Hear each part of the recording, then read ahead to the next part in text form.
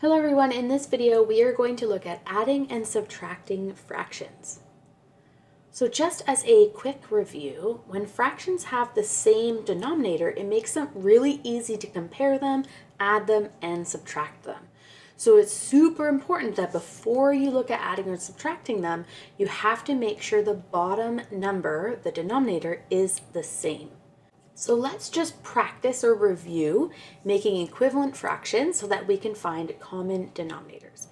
So if I have the fraction 2/3 and I want to write it as a fraction over 12, I'm going to look at how I get from 3 to 12 in terms of multiplication, and then I'm going to do the same thing to the top number.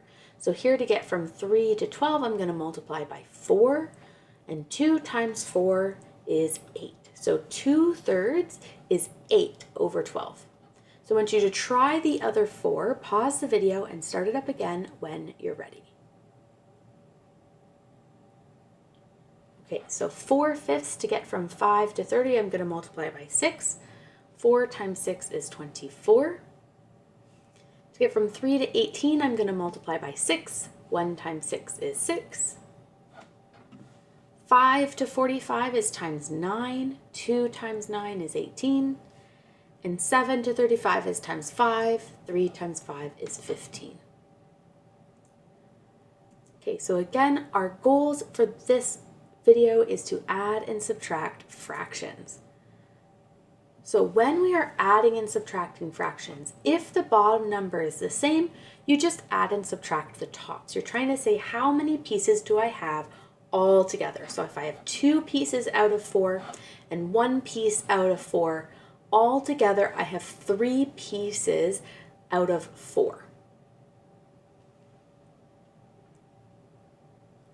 Okay, so again, if I'm looking at this mathematically, 1/4 plus 1/4, since the bottom numbers are the same, I'm just going to add the tops.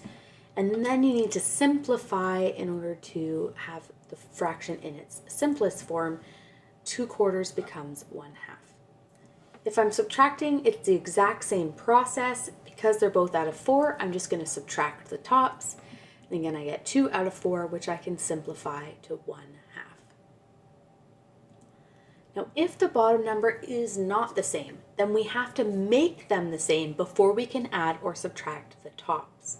So for example, if I'm doing 3/4 plus 5/8, I need to first make them a common denominator. So I'm looking at the 4 and the 8, and I'm going to count up by 4, count up by 8, and I see that the lowest common multiple is 8. So I'm going to rewrite these fractions as fractions out of 8.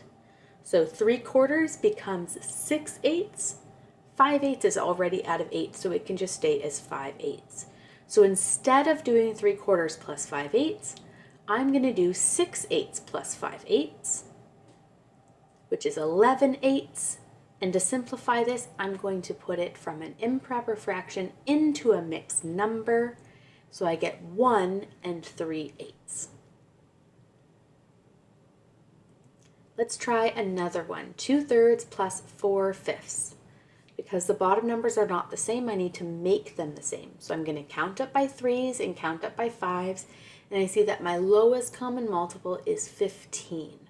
So I'm going to rewrite each of these fractions out of 15. 3 to get to 15 is times 5. 2 times 5 is 10.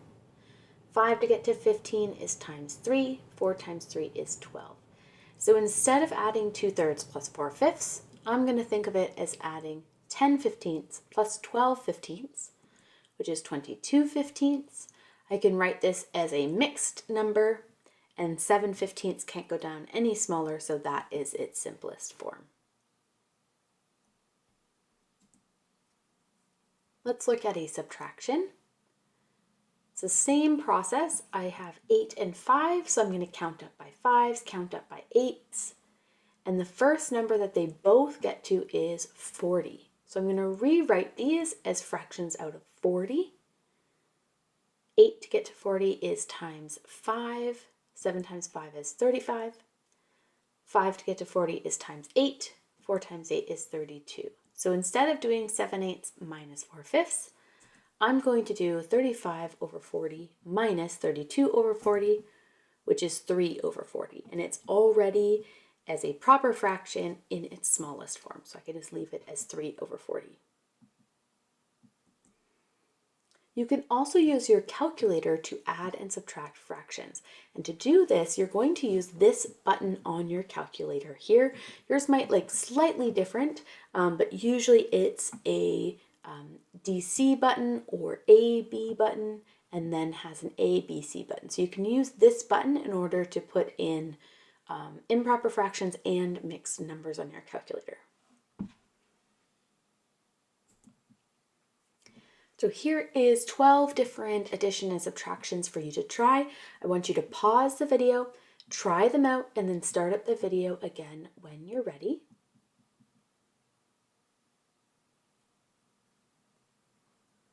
Okay, here is the first 6.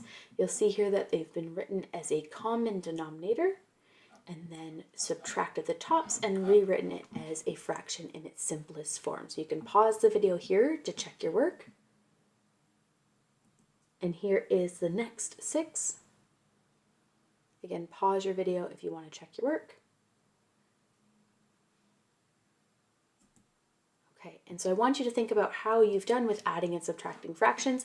If you are the sad face, meaning you're really lost, I suggest you go back and watch my intro to fractions video to help you kind of get started, and then try this video again. If you're the thoughtful face, I suggest you go and find some more practice questions.